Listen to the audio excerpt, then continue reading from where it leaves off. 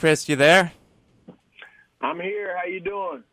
Doing good. Hey, we're doing good, Chris. Thank you for calling into our show. We appreciate it. And our first question to you, we're going to be talking about mostly NBA things today. You are an NBA columnist, of course.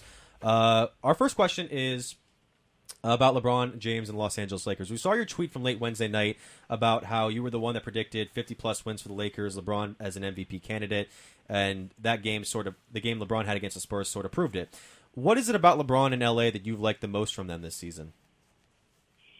Well, I mean, they're still a work in progress, but obviously LeBron's still playing at a very high level, and they don't have a legitimate second star. I don't think any of these guys, Kuzma, Brandon Ingram, Josh Hart, any of them are going to be that second star around LeBron. But they are talented players, and they can play a good role around him. They've shot the three-pointer a lot better than I expected, which is great. And I think lately one of the best things about them is that their defense has been good. I believe now they moved into the top 10 defensively, which is huge because they were horrible for the first 5 or 6 games of the season on the defensive end of the floor. So really their play on that end, getting Tyson Chandler was big, but, the transition started even before that. So their decision or their willingness to buckle down on that end of the floor is one of the most impressive things about the Lakers to me. Now, I predicted 53 wins, and LeBron would be the MVP in the preseason. That was my prediction.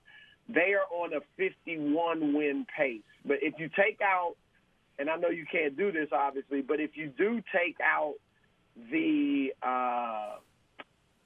first 3 games, they were 0-3, obviously getting their footing, getting used to playing with each other. If you take that out, they're playing on a 58-win pace. So as far as LeBron with the MVP, right now I think Giannis Antetokounmpo is the MVP frontrunner. I'd say LeBron is probably second. Look at a Kawhi Leonard. He's playing great, but he's already missed 5 games. He's on pace. If he keeps this up, he's going to miss about 16 games.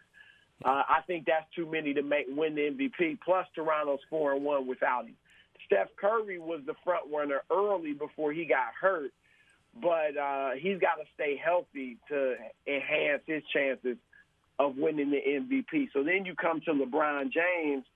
If this team goes from, say, 35 wins to 53 or 55 wins or something like that in the West, a 20-game jump, it's going to be very hard to deny LeBron James his 5th MVP award, and that's kind of what I'm banking on. All right. Hey, Chris, this is Sean, and for those of you listening in, we've got Fox Sports NBA analyst Chris Broussard on with us, fellow Holy Namer. Chris, Russell Westbrook so you went to Holy Name, huh? Yeah, you and me both All Holy right. Name alumni. Yeah. When did you graduate? You're a little later than me. Yeah, 2017. We actually talked at our homecoming game 2 years ago when you were here in Cleveland. So that was the last time you spoke, but it's been a long time. I don't expect you to remember. Yeah. But again, folks, Chris Broussard. Chris, Russell Westbrook's been doing MVP-type things. He's been averaging a triple-double yet again this season. And despite this, it hasn't seemed, or at least on a national level, that many people are pushing Westbrook for MVP. Is this just based on the expectations for Russ? Or are other players like Giannis and LeBron doing more to justify getting the award? Russ is having a great year. If he were to keep this up, I think he would be in the MVP conversation. I don't think he'd win it. Let's just keep it real. And I voted for him. I'm an MVP voter. I voted for Westbrook 3 years ago when he won the MVP, or 2 years ago. But the reason he won that was just because he averaged a triple-double. It wasn't anything else. It was just the historic achievement of averaging a triple-double.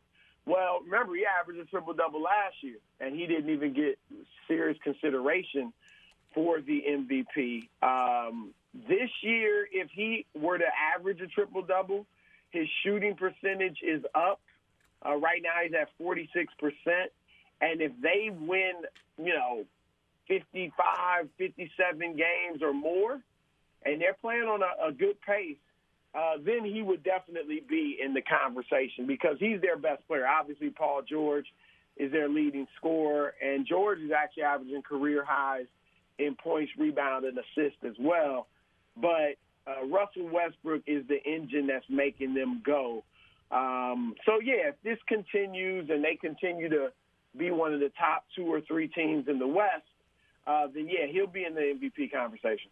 Hey, Chris, I want to shift the gears a little bit, talking about some of the conference standings at this point. Of course, we have the Golden States, we have the 76ers and Raptors up top in contention for the top seeds. But then you'll have teams like Milwaukee and Detroit sort of making good strides into the season. You'll also have teams like Denver and the LA Clippers sort of coming out of nowhere and getting the top seeds right now in the West. Is this more based on the teams working well together at this point in the year, or would it be more early season struggles for teams like Golden State or Boston? Well, I think it's a mixture of both. The Clippers in Denver, for instance, they have a lot of continuity from last year. And remember, the training camp was truncated and it wasn't as long this year. So you were going to see one of two things. Some teams, you were going to see those that had continuity from last year and were running the same system and all that stuff. They were going to get out the hot starts because they knew each other. They were comfortable and familiar with one another. Then the teams that were, making transitions, Boston, for instance, bringing in Gordon Hayward from injury, bringing in Kyrie Irving from injury, they were going to take a little longer to gel because, they didn't have as long of a training camp. And so you're taking time in the beginning of the regular season to get together and get to know one another. Now, Milwaukee was a little bit different because, again, they had a new coach in Mike Budenholzer, but they've really, jumped out of the gate strongly. They're a good team. I think the top 4 teams in the East would be Toronto, Milwaukee, Philadelphia, and Boston. I think Philadelphia is not mature enough yet to win the East. It's really just waiting on the maturation of Ben Simmons and Joel Embiid for that team to reach its full potential. I think Boston, which now has won 4 in a row, is starting to get its footing. And even though I believe Toronto's the best team in the East, I think Boston cannot be counted out because they have talent, they have depth, they play hard, they play with grit, and they have a great coach in Brad Stevens. Milwaukee, I like them a lot. I think Budenholzer is a very good coach. Obviously, Giannis is great. But I think Toronto will win the East. I give Milwaukee a shot, but I think Toronto's the better team. And in the West, I fully expect these standings to shift. I think the Clippers are going to come back to reality. I think they'll fight for a playoff spot, but I don't think they'll be a top seed. I think Memphis will begin to fall off a little bit. I even think Portland is going to struggle to make the playoffs. I certainly think Dallas and Sacramento will come back to earth. And the teams like Minnesota, Utah, New Orleans, and Houston, I think are going to get back in that playoff mix. And finally, Chris, we were going to ask you a question on the lighter side of the NBA. We were talking earlier about the City Edition uniforms. Sean has a favorite in Houston with the international flavor. I love the black Miami Vice uniforms. Favorite NBA City Edition uniform so far this year? I'm not high on the Miami ones. I don't know if it's just the pastel colors that I'm not really feeling, but I don't like theirs. I don't like that court either. So the court I agree Golden with. State. I like Golden State. That is the original city, right? As far as the team names. So I'll go with Golden State. All right, and for everyone out there, thank you to Chris Broussard. You can listen to him on Undisputed with Skip and Shannon Sharp, and on The Herd with Colin Cowherd on Fox Sports 1, and also a fellow Holy Name alumnus of mine. Man, oh man, thank you, Chris, for calling in. It was a pleasure to be able to speak with you today. Anything you want to shout out real quick before you leave? Hey, go Namers. Go Namers. That's right, go Namers. We won a state title in volleyball. All right, guys. Thanks, Chris.